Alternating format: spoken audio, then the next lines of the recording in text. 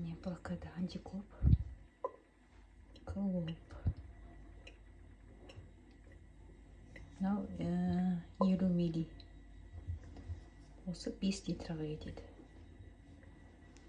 Мынау 5 литр суға 50 метр. 1 литрға 5 мили. Артық кем емес, ровно дозасы. Осының упаковкада 4 штугы бар. 4 штугы бар. Осы 5000 теңгеден заказ берсеңіздер болады. Бұл 2 рет дәрілеуге жетеді.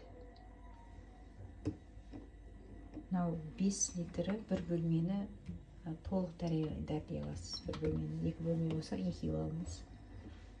Сосын екінші дәрілеуге 2. Сонда бір упаковкаңыз 5000 теңгеге күшті болады. Жылы суға араластырамыз оны. Блокада антикоп. Иісі жоқ, еш нәрсені бүлдірмейді, құртпайды. Бірақ бәрібір маскамен жұмыс істейміз, міндетті түрде. Сосын киімдерді дәрілемейді, негіз дезинфекция барысында. Только көрпе төсек, кілем, сосын диван, қабырғалар қатты дәріленетін. Көрпе төсекті де негіз дәрілемей қойсаңыздар болды. Ол көрпе төсекте қатты қимылдайды, ол күнде жылжиды, сол үшін ол жерде көремейді. Ал диванды және қабырғаларды плинтусты, кілемді екі жағынан толық дәрілеу керек. Мынау біздің 5 литрлік ыдысымыз. Осыған кәдімгідей толықтай құя саламыз. Ашып алайық. Құя тұрайын.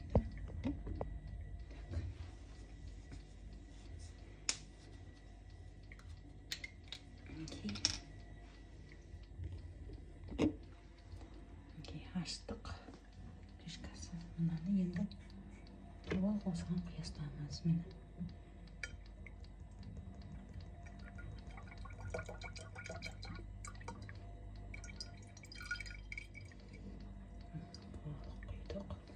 Және ішін шайып жіберу керек. Өйткені біз бұны мусорға тастаймыз ғой.